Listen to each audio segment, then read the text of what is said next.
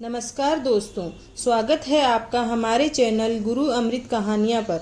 इस वीडियो में हम आपके लिए निर्जला एकादशी की कहानी लेकर आए हैं। एक जाट था, उसकी नई नई शादी हुई थी।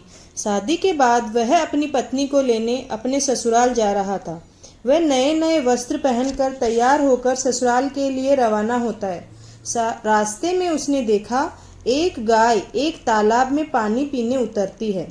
जेठ का महीना था। वह गाय अपनी प्यास तो बुझा लेती है, लेकिन तालाब से बाहर नहीं आ पाती है। जाट को वहां देख वह उससे बोली, अरे मुसाफिर, मुझे इस दलदल से बाहर निकाल दे। जाट बोला, अरे नहीं नहीं गाय माता, मेरे कपड़े गंदे हो जाएंगे। मैं पहली बार अपनी पत्नी को लेने अपने ससुराल जा रहा हूँ। गाय बोली, मूर्ख, आज निर्जला ग्यारस है, तुम्हें पुण्य फल मिलेगा। मैं तुझे वरदान दूंगी, तेरी 7 पीढ़ियां तर जाएगी। लेकिन जाट नहीं माना।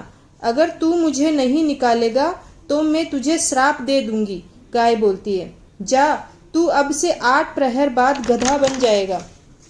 जाट डर गया और गाय से माफी मांगने लगा, लेकिन तब तक गाय तालाब में पूरी तरह से डूब चुकी थी। ये देख जाट उदास हो गया और उदास मन से ही वह ससुराल पहुंचा। जवाई को देखकर ससुराल में सभी बहुत खुश हुए। जाते ही उसने रट पकड़ ली, मेरी पत्नी को विदा कर दो, हमें जाना है और शीघ्र ही जाना है। तब उसकी पत्नी बोलती है कि जब सब इतना कह रहे हैं तो आप रुक क्यों नहीं जाते। तब जाट ने उसे श्राप की सारी बात बता दी। तब उसकी पत्नी शीघ्र ही उसके साथ घर के लिए निकल पड़ी और दोनों घर पहुंच गए। 8 प्रहर के बाद वह जाट गधा बन गया। उसकी पत्नी उसे घर में लेकर बैठी रही। इस तरह वह कई दिन उसके साथ अपने घर में ही बैठी रही। जब घर का सारा राशन खत्म हो गया तो वह अपनी पत्नी से बोला, तुम मुझे लेकर मजदूरी करने चलो।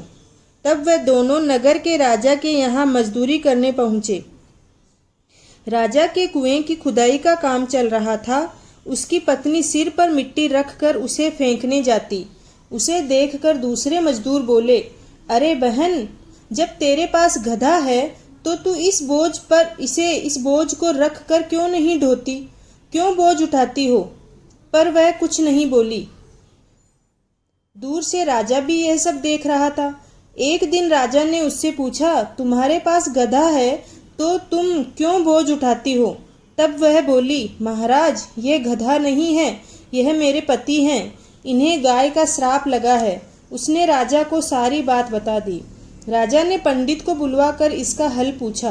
तब पंडित ने बोला, राजा जी, इसका एक ही हल है। जिस व्यक्ति ने अपने जीवन काल में पूरे 101 ग्यारस की हो और उसका फल वह इस गधे को दे दे तो वह मानव बन सकता है।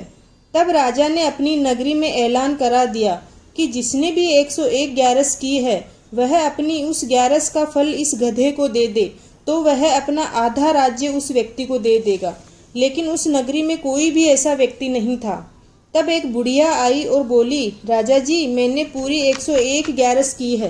तब राजा बोला, तुम अपनी ग्यारस का फल इस गधे को दे दो तो मैं तुम्हें मुंह मांगा वरदान दूंगा। तब बुढ़िया बोली, महाराज, मैं धन लेकर क्या करूंगी। मैं आज हूँ, कल नहीं। मैं इसे 100 ग्यारस दे दूंगी, पर एक निर्जला एकादशी को अपने पास रखूंगी। इस निर्जला एकादशी के फल से मुझे मोक्ष प्राप्त होगी और मुझे श्री हरि विष्णु की प्राप्ति होगी। ऐसा कहकर उसने अपनी 100 एकादशी का फल उस गधे को दे दिया और वह वापस इंसान बन गया। लेकिन एक एकादशी की कमी से उसका पूरा शरीर तो इंसान बन गया, लेकिन उसने उस गधे की पूंछ नहीं हटी। तो देखा दोस्तों, यह है निर्जला व्रत के प्रभाव की कथा। जय हो श्री हरि विष्णु।